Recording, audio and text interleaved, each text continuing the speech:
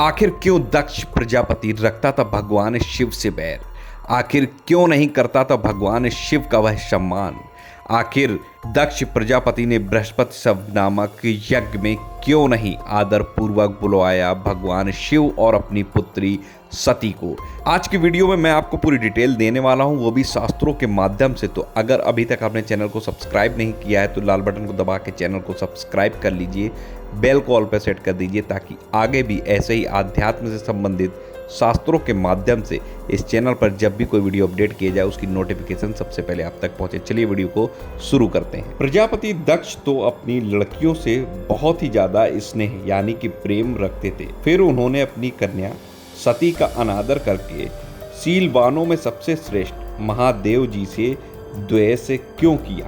महादेव जी भी चराचर के यानी कि संपूर्ण जगत के गुरु, वैर रहित शांति मूर्ति, आत्माराम और जगत के परम आराध्य देव हैं। उनसे भला कोई क्यों वैर करेगा? भगवान उन ससुर और दामाद में इतना विद्वेष कैसे हो गया जिसके कारण सती ने अपने प्राणों तक की बलि दे दी?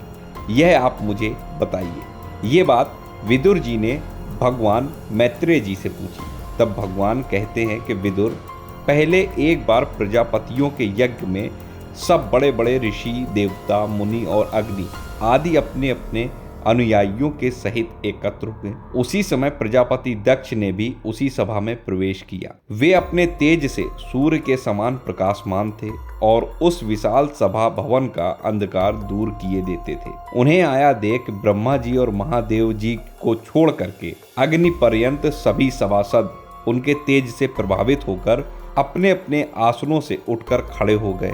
इस प्रकार समस्त सभासदों से भली भांति सम्मान प्राप्त करके तेजस्वी दक्ष जगत पिता ब्रह्मा जी को प्रणाम कर उनकी आज्ञा से अपने आसन पर जा बैठे। परंतु महादेव जी पहले से ही बैठे थे। उन्हें देखकर उनसे किसी भी रूप में कुछ आदर न पाकर दक्ष उनका यह व्यवहार सहन न कर सके।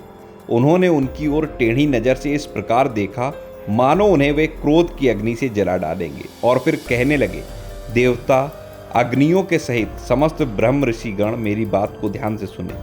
मैं नासमझी या द्वेषवश नहीं कहता, बल्कि शिष्टाचार की बात कहता हूँ। यह निर्लज्ज महादेव समस्त लोकपालों की पवित्र कीर्ति को धूल में मिला रहा। देखिए, इस घमंडी ने सत्पुरुषों के आचरण को लांछित एवं मटिया मेट कर दिया है। बंदर के जैसे नेत्र वाले इसने सत्पुरुषों के समान मेरी सावित्री मृगनयनी पवित्र कन्या का अग्नि और ब्राह्मणों के सामने पाणी ग्रहण किया यानी कि विवाह किया। इसलिए यह एक प्रकार से मेरे पुत्र के समान हो गया। उचित तो यह था कि यह उठकर मेरा स्वागत करता, मुझे प्रणाम करता, परंतु इसने वाणी से भी मेरा सत्कार नहीं किया। जिस प्रकार शूद्र को कोई वेद पढ़ा दे, उसी प्रकार मैंने इच्छा न होते हुए भी भावीवश इसको अपनी सुकुमारी कन्या दे दी। इसने सत्कर्म का लोप कर दिया। यह सदा अपवित्र रहता है, बड़ा घमंडी है और धर्म की मर्यादा को तोड़ रहा है। यह प्रेतों के निवास स्थान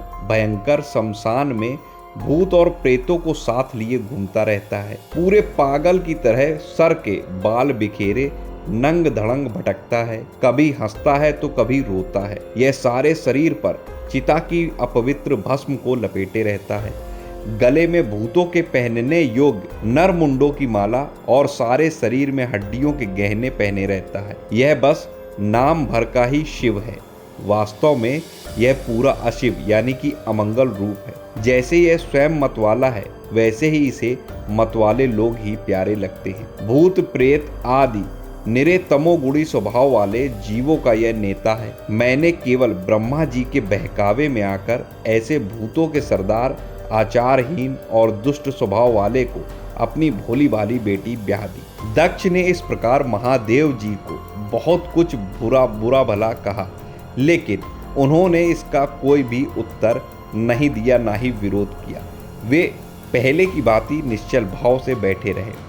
इससे दक्ष के क्रोध का पारा और भी चढ़ गया और वे जल हाथ में लेकर उन्हें श्राप देने को तैयार हो गए। दक्ष ने कहा, यह महादेव देवताओं में बड़ा ही अधम है। अब से इंद्र, उपेंद्र आदि देवताओं के साथ यज्ञ का भाग इसे ना मिले। उपस्थित मुख्य सभासदों ने उसे बहुत मना किया, परंतु उसने किसी की एक ना सुनी और महादेव जी को शाप दे ही दिया। फिर अत्यंत क्रोध से क्रोधित हो उस सभा से निकलकर अपने घर को चला गया। तो ये कारण है दक्ष का महादेव जी के साथ बैर रखने का। आशा करता हूँ वीडियो आपको पसंद आया। वीडियो पसंद आया तो लाइक करिए, चैनल पर नए सब्सक्राइब कर लीजिए, कमेंट में हर हर महादेव जरूर लिखिए। मिलता हूँ अगले वीडियो में नई जानकारी के साथ। तब तक राधा वल्लभ श्री हेत हरिवंश।